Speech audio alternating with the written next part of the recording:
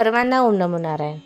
आज आपण माणूस मेल्यानंतर कुठे जातो, ज्योती मार्ग म्हणजे काय, उत्तरायण मार्ग म्हणजे काय, देवयान मार्ग म्हणजे काय, दक्षिणायन मार्ग म्हणजे काय, हे समजून घेणार आहे. आणि शरीरातून प्राण बाहेर जाताना कुठल्या मार्गे गेल्यानंतर तो कुठल्या ठिकाणी कुठल्या लोकात जातो याचंही वर्णन आपण समजून घेणार आहे. श्रीमद भगवद्गीता आणि थोडं तंत्रामधले काही जे पॉईंट आहेत ते घेऊन आपण चिंतन करणार आहोत. तर श्रीमद भगवद्गीतेतील 18वा अध्याय अक्षर ब्रह्मयोग, त्यातील 24वा श्लोक. अग्निज्योतिरः शुक्लः षण्मासा उत्तरायणं तत्र प्रयाता गच्छन्ति ब्रह्मविदो जनाः. ज्या मार्गात ज्योतिर्मय अग्नीची अभिमानी देवता आहे आणि दिवसाची अभिमानी देवता आहे, शुक्ल पक्षाची अभिमानी देवता आहे आणि उत्तरायणाच्या 6 महिन्याची अभिमानी देवता आहे, त्या मार्गात मेल्यावर गेलेले ब्रह्मज्ञानी योगी वरील देवताकडून क्रमाने नेले जाऊन ब्रह्माला प्राप्त होतात. ज्योती आणि अग्नी म्हणजे कसं की ज्योती आणि अग्नी ह्या अभिमानी देवतेचे वाचक आहेत. उपनिषदामध्ये याच देवतेला अर्ची असे म्हणतात, म्हणून या मार्गाला अर्ची मार्गही म्हणतात किंवा उत्तरायण मार्गसुद्धा म्हणतात किंवा देवयान मार्ग असेही म्हणतात. तर या देवतेचे स्वरूप कसे आहे तर दिव्य आणि प्रकाशमय आहे. पृथ्वीवरील समुद्रासह सर्व देशावर या देवतेचा अधिकार आहे. उत्तरायण मार्गावर जाणाऱ्या अधिकाराशी संबंधित असणारा देवतांशी जोडून देणे एवढेच या देवतेचे काम असते. उत्तरायण मार्गाने जाणारा जो उपासक रात्रीच्या वेळी जर तो शरीर त्याग करतो तर त्यालाही ही देवता रात्रभर आपल्या अधिकारात ठेवून दिवस उगवल्यावर दिवसाच्या अभिमानी देवतांना जे आहे त्यांच्या ताब्यात देते. आणि मग जो दिवसा मरतो त्याला त्वरित दिवसाच्या अभिमानी देवता असलेल्या देवताकडे तो आत्मा सोपवला जातो. आणि आता म्हणजे काय की हे पद दिवसाच्या अभिमानी देवतेचे वाचक आहे. म्हणजे ह्याचे स्वरूप अग्नी अभिमानी देवता म्हणजे जे अग्नी अभिमानी देवता आहे त्यांच्यापेक्षा अधिक दिव्य आणि प्रकाशमय आहे. पृथ्वीवरील जेथवर सीमा आहे तिथपर्यंत तितक्या अंतरापर्यंत आकाशामध्ये पृथ्वीच्या वायुमंडलाचा संबंध आहे, तेथवर यांचा अधिकार आहे. आणि उत्तरायण मार्गे जाणाऱ्या उपासकाच्या शुक्ल पक्षाच्या अभिमानी देवता असलेल्याशी त्यांचा संबंध जोडून देणे एवढंच त्यांचं काम आहे. मग त्या आत्म्याला तिथपर्यंत नेलं जातं शुक्ल पक्षापर्यंत. आणि जर तो आत्मा कृष्ण पक्षात मेला तर शुक्ल पक्ष होईपर्यंत त्याला आपल्या ताब्यात ठेवून शुक्ल पक्षामध्ये तो त्याच्या ताब्यात द्यायचा. आणि जर तो व्यक्ती शुक्ल पक्षातच मृत्यू पावला तर त्या आपल्या सीमेपर्यंत त्यांना घेऊन जातात आणि शुक्ल पक्षाच्या अभिमानी देवतांच्या ताब्यात देतात, असा त्याचा अभिमान आहे. आता अग्नी झालं, झालं, आता शुक्ल पक्ष. तर शुक्ल पक्षाचं स्वरूप काय त्या देवतांचं, हे सुद्धा पूर्वीसारखेच अभिमानी देवता म्हणजे हे सुद्धा दिवसाच्या अभिमानी देवतेसारख्याच प्रकाशमय, त्यांच्यापेक्षा जास्त दिव्य आणि प्रकाशमय आहेत. मग यांची सीमा कुठं आहे तर यांची सीमा भूलोकाच्या सीमेच्या पलीकडील अंतरिक्ष लोकामध्ये, या लोकामध्ये 15 दिवसांचा जो दिवस आहे तितकाच तेवढी रात्र आहे, तेथेच त्यांचा अधिकार आहे. आणि उत्तरायण मार्गाने जाणाऱ्या अधिकाऱ्याला आपल्या सीमेच्या पलीकडे जाऊन उत्तरायणाच्या अभिमानी देवतांच्या ताब्यात देऊन देणं हेच यांचं काम आहे. मग त्या आत्म्याला उत्तरायण देवतेच्या ताब्यात दिलं जातं. जर चुकून तो आत्मा दक्षिणायनमध्ये मृत्यू पावला तर उत्तरायण होईपर्यंत वाट पाहिली जाते आणि मग त्या आत्म्याला उत्तरायणाच्या देवतेच्या ताब्यात दिले जाते. आणि मग त्या सीमेच्या पलीकडे उत्तरायण देवता त्या आत्म्याला आपल्या ताब्यात घेतात. षण्मासा उत्तरायण. आता उत्तरायण देवता मग कशा असतात त्या तर त्यांचा 6 महिन्याचा काळ असतो षण्मासा. मग त्या कशा असतात त्या अभिमानी देवता, काल अभिमानी देवता, तर शुक्ल पक्ष अभिमानीच्या देवता आहेत ना त्यांच्यापेक्षा जास्त दिव्य आणि प्रकाशमय या देवता आहेत. अंतरिक्ष लोकांच्यावर ज्या लोकांमध्ये 6 महिन्याचा दिवस आणि तितक्याच कालाची रात्र आहे तिथवर त्यांचा अधिकार आहे. कारण का आपलं आणि देवता यांचं जे कालाचं परिमाण आहे ते फार वेगळं आहे, त्यामुळे त्या ठिकाणी असा कॅल्क्युलेशन दिलेलं आहे. याचं वर्णन आपल्याला छांदोग्य उपनिषदामध्ये, बृहदारण्यक उपनिषदामध्ये खूप ठिकाणी दिले गेलं आहे.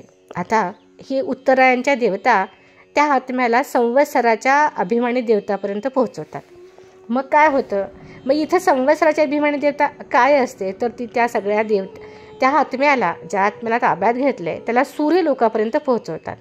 अशा प्रकारे आदित्य अभिमानी देवता आणि चंद्र अभिमानी देवतांच्या अधिकारात ती विद्युत अभिमानी देवतांच्या अधिकारात पोचते.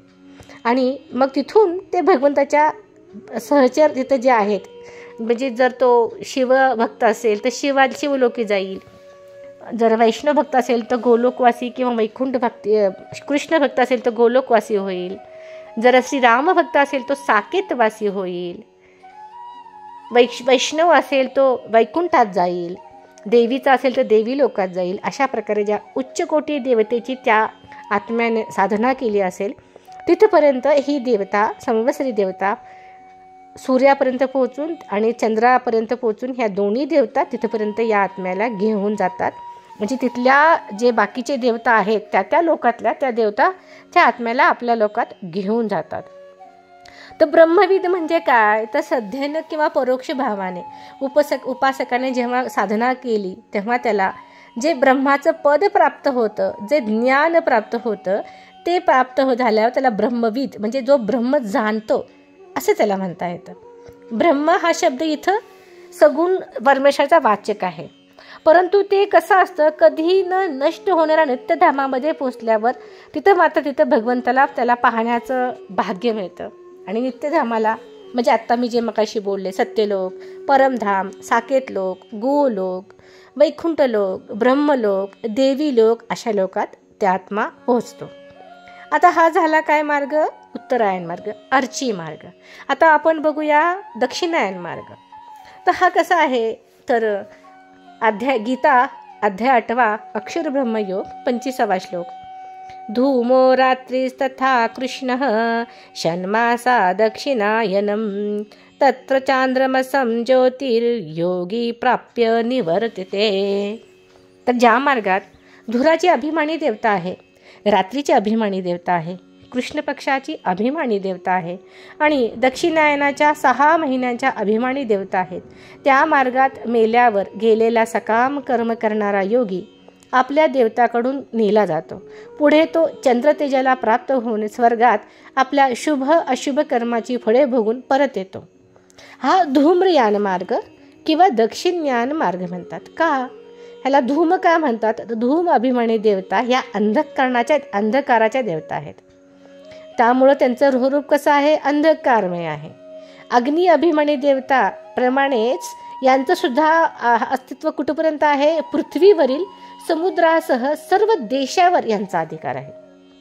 मग दक्षिणायन मार्गाने जाणाऱ्या साधकांना रात्री अभिमानी देवता आपल्या ताब्यात ठेवतात आणि दक्षिणायन मार्गाने जाणारा तो साधक दिवसा जेव्हा मरतो तेव्हा त्याला आपल्या ताब्यात ठेवून रात्र सुरू होताच रात्री अभिमानी देवताकडे त्याला सोपवलं जातं. आता हे आपण असं म्हणता येईल की एखादा क्राईम केलेला एखादा माणूस आहे आणि तो जर दुसऱ्या एरियामध्ये सापडला तर ज्या एरियातली पोलीस चौकी आहे ती पोलीस चौकी त्या क्रिमिनलला पकडते आणि ज्या एरियामधला तो आहे क्रिमिनल त्या एरियातल्या पोलिसांच्या ताब्यात देते. थोडाफार असाच प्रकार इथं आहे, फक्त हा देवतेंचा प्रकार आहे, देवतांचा. मग आता रात्री कशाचं वाचक आहे, मग तर रात्रीची अभिमानी देवता हे सुद्धा देवतेचं एक स्वरूप आहे. मग जशी दिवसाची अभिमानी देवता आहे तसंच रात्रीची अभिमानी देवता आहे. मग यांचा अधिकार कुठं आहे, तर पृथ्वीवर जेथवर सीमाची, पृथ्वीवर लोकांची जेथवर सीमा आहे तिथवर, म्हणजे पृथ्वीलोकी ज्यावेळी दिवस असतो, जेव्हा दिवसाची अभिमानाच्या देवतेचा अधिकार असतो तेवढीच रात्र असते. मग तेवढाच अधिकार या रात्री अभिमानी देवताला सुद्धा आहे, पण रात्रीच्या वेळेस. मग दक्षिणायनच्या मार्गाने जाणाऱ्या साधकाला पृथ्वी लोकातील सीमा ओलांडून देणे आणि अंतरिक्षामध्ये कृष्ण पक्षाच्या अभिमानी देवतांच्या ताब्यात देणे एवढंच त्यांचं काम असतं. मग शुक्ल पक्षात जर तो आत्मा मेला तर त्या आत्म्याला, त्या मनुष्याला, त्या आत्म्याला कृष्ण पक्ष होईपर्यंत सांभाळलं जातं. रात्री ती सांभाळते आणि मग कृष्ण पक्षामध्ये ते कृष्ण पक्षाच्या ताब्यात, त्या देवतेच्या ताब्यात देतात. हँड ओव्हर करणं थोडंफार असं म्हणता येईल. मग आता हे कृष्ण पक्ष कसा दिसतो तो देवता अभिमानी, तर कृष्ण पक्षाच्या देवता ह्यांचं स्वरूप अंधकारमयच आहे, परंतु तो थोड्याशा रात्रीच्या देवतेपेक्षा थोड्याशा वेगळ्या असतात.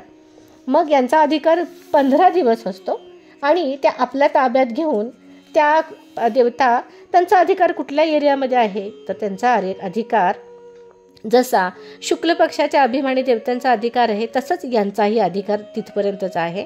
मग दक्षिणायन मार्गाचा अधिकारी साधक उत्तरायण काळी जर एक्सपायर झाला तो दक्षिणायन होईपर्यंत त्याची वाट पाहिली जाते आणि दक्षिणायन झाल्यानंतर तो देवता दक्षिणायन देवतेच्या ताब्यामध्ये त्या आत्म्याला देतात. म्हणूनच तर भीष्म पितामह हे दक्षिणायन चालू होतं म्हणून उत्तरायणाची वाट पाहत बसले. कारण का दक्षिणायनमध्ये देवतेचे स्वर्गाचे दरवाजे बंद असतात तेव्हा देवतांची रात्र असते आणि उत्तरायणमध्ये देवतांचा दरवाजा उघडलेला असतो आणि तेव्हा देवतांची दिवस असतो. मग आपल्याला दारात ताटकळायला लागेल, माझी स्वर्गप्राप्ती तर निश्चित आहे हे त्यांना माहीत होतं. म्हणून भीष्म पितामहांनी काय केलं तर उत्तरायण व्हायची वाट पाहिली. आता हे दक्षिणायनचे देवता कशा आहेत तर दक्षिणायनचे देवता जशा उत्तरायणच्या देवता आहेत तशाच याही दक्षिणायनच्या देवता आहेत, परंतु यांचंही स्वरूप मात्र अंधकारमय आहे. यांचंही लोकांची सत्ता कुठपर्यंत आहे तर अंतरिक्ष लोकांच्या वर लोकांमध्ये 6 महिन्याचा दिवस आणि 6 महिन्याची रात्र असते तिथपर्यंत यांचा अधिकार आहे. मग हे काय करतात, दक्षिणायनातील 6 महिने हा त्यांचा अधिकार आहे. मग स्वर्गात जाणाऱ्या साधकांना आपल्या अधिकाराच्या पलीकडे नेऊन उपनिषदामध्ये वर्णन केलेल्या पितृलोक अभिमानी देवतांच्या अधिकारापर्यंत पोहोचवणे हेच यांचे काम असते. मग पितृलोक अभिमानी देवता या साधकाला आकाश मार्गाने आकाश अभिमानी देवतांच्या ताब्यात देतात आणि आकाश अभिमानी देवता चंद्रलोकी त्यांना पोस्ट करतात. आणि चंद्रमाचा हा लोक छांदोग्य उपनिषद आणि बृहदारण्यक उपनिषदामध्ये याचं वर्णन पूर्णपणे आलेलं आहे. मग चंद्रमा लोक जो आहे यातून ब्रह्मदेवाच्या लोकापर्यंत जितके पुनरागमनशील लोक आहेत त्यांना चंद्रलोक असे म्हटले जाते. उपनिषदामध्ये वर्णन केलेला पितृलोक म्हणजे अंतरिक्षाच्या अंतर्गत येतो, जेथे 15 दिवसांचा दिवस तेवढीच कालाची रात्र असते. तो हा पितृलोक नव्हे हे लक्षात ठेवावं. मग दक्षिणायन जाणाऱ्या मार्गाला आपण योगी का म्हणावं, कारण का स्वर्गसुद्धा पुण्यवान लोकांनाच प्राप्त होतो ना. पापी लोकांसाठी ही गोष्ट नाहीच आहे. जे पुण्यवान आहेत परंतु ज्यांच्या मनामध्ये सकाम कुठली तरी भावना आहे, त्या भावनेमुळे ज्यांनी पुण्य केलेलं असतं ते लोक स्वर्गलोकात जातात. किंवा जे काही योगी आहेत पण चुकून ते योगभ्रष्ट होतात त्यावेळी त्या पुण्याच्या प्रभावानं ते सुद्धा पुन्हा ह्याच्यामध्ये स्वर्गलोकात जातात. आणि मग परंतु पापकर्म लोकांसाठी ना स्वर्ग आहे ना उच्च लोक आहे ना काही नाही, त्यांचा मात्र नरक हाच एकमेव त्यांची दिशा आहे. म्हणून उत्तरायण मार्ग आणि दक्षिणायन मार्ग हे दोन्हीही कसे आहेत, हे दोन्हीही पुण्यवान लोकांसाठीच आहेत. मग बाकीच्या आत्म्यांचं काय होतं ते आपण परत वर्णन करणारच आहोत. मग चंद्रलोकामध्ये त्या अभिमानी देवतेचं स्वरूप मात्र शीतल आणि प्रकाशमय असतं, पण ते शीतल असतं आणि ज्योती स्वरूप असतं. चंद्रमाची ज्योती प्राप्त होणं त्या साधकाला शीतलता प्राप्त होते आणि प्रकाशमय दिव्य शरीर प्राप्त करून आपलं पुण्यफल ते भोगून स्वर्गामध्ये करून ठराविक काळ झाल्यानंतर पुण्य संपल्यानंतर ते पुन्हा वायुरूपाने चंद्रलोकातून आकाशात येतात. आकाशातून ते प्राणी वायुरूप बनून धूम आकार बदलून धुराचा ढग बनतो आणि त्या ढगापासून मेघ बनतो, मेघापासून पाणी होतं, पाणीपासून तो पृथ्वीवर बरसतो, पृथ्वीवर बरसून तो गहू यव तिळ उडीद इत्यादी बीजामध्ये वनस्पतीमध्ये शिरतो आणि त्याद्वारे पुरुषांच्या वीर्यामध्ये शिरून स्त्री योनीत शिंपडला जातो आणि कर्माप्रमाणे त्याला योनी प्राप्त होते. हे एक छांदोग्य उपनिषद आणि बृहदारण्यक उपनिषद याच्यामध्ये याचं वर्णन किंवा तैत्रीय उपनिषदमध्ये सुद्धा याचं वर्णन छान आलेलं आहे. आपण आत्ता उत्तरायण मार्ग आणि दक्षिणायन मार्ग हे 2 मार्ग पाहिले. आता हे सगळेच मार्ग कसे आहेत, हे पुण्यवान लोकांसाठीचे मार्ग आहेत. मग पापी लोकांसाठी कुठले कुठले मार्ग आहेत तर आपण कसं ओळखावं की हा कुठल्या लोकात गेला आणि कसा गेलाय, आपल्यासाठी कुठल्या खुणा आहेत. थोडंच तो आत्मा मेलेला आपल्याला सांगतो की या लोकात मी गेलोय त्या लोकात मी गेलोय, तर आपल्याला त्या प्रेताजवळ काही खुणा सापडतात आणि त्या खुणामुळे आपल्याला अंदाज येतो की हा कुठं गेला आहे. याचं वर्णन तंत्रशास्त्रातल्या काही पुस्तकामध्ये छानसं अगदी डिटेलमध्ये दिलेलं आहे. आणि तो असा आहे की ज्यांचे प्राण कुठल्याद्वारे बाहेर शरीरातून निघतात तर ते प्राण त्यांच्या शरीरातून कुठल्या मार्गे जातात ना त्यावर त्यांचं अवलंबून आहे कसं आहे ते. तर कुलार्णव जे तंत्र आहे त्यामध्ये एक 2-3 श्लोक आहेत. त्या श्लोकात त्यांनी दिलेलं आहे की साक्षात कररंध्र मध्येन ब्रह्मरंध्र विनिर्गतः उत्तम मध्यमास्त्व श्रोत्रनासादि मार्गतः अधमः पायुलिंगाभ्याम केवलम नारकीः सह पैशाचलोकमाप्नोति पायुर्मार्ग विनिर्गतः अस्यान देवलोकस्थो नासायां नरलोकाभां स्तोत्रेण पितृलोकः स्याद् देवलोकस्तु चक्षुषा कररंध्रेण शिवस्थानमिति लोकस्य निर्णयः मृतानां कृपयांतेष्टि कतभ देशिकन तु.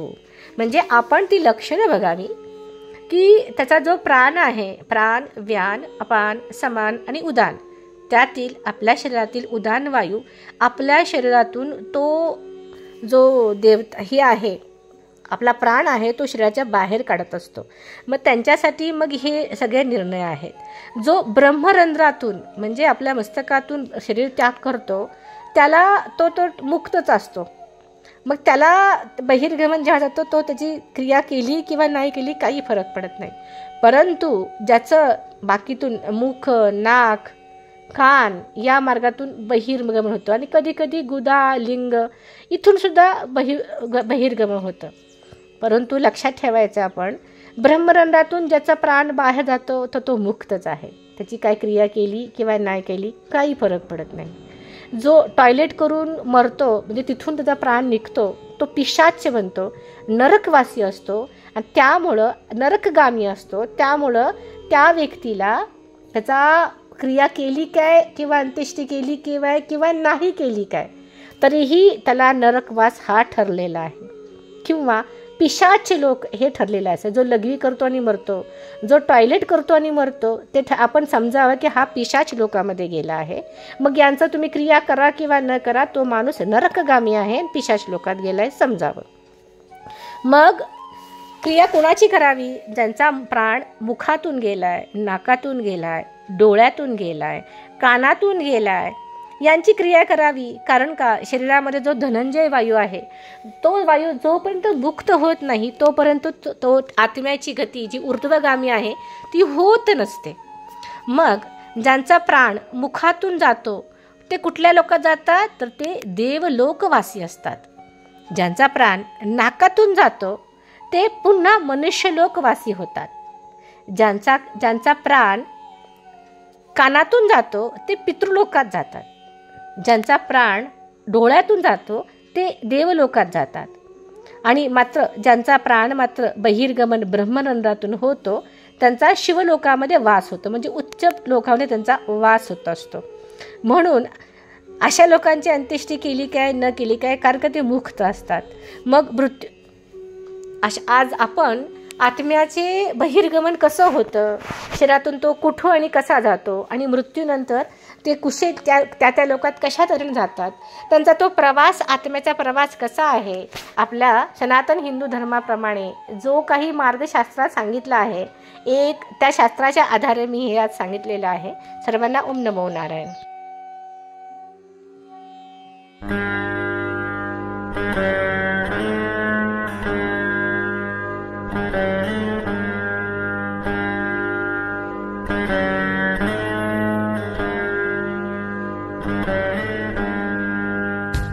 सर्वांना नमस्ते. ओम नमो नारायण. मी मीनाक्षी गिरी. यूट्यूबवर गीता चॅनल नावाचं चॅनल आहे. या चॅनलमार्फत आपण श्रीमद भगवद्गीता आणि श्रीमद भागवत या दोन्ही ग्रंथांचं यथाशक्ती चिंतन करत असतो. दोन्ही ग्रंथ अमृताचे महासागर आहे. त्यातला थोडासा अमृताचा बिंदू आपल्या सर्वांना चाखता यावा म्हणून हा एक छोटासा प्रयत्न. कंटेंट आवडल्यास लाईक, सबस्क्राईब आणि शेअर जरूर करा.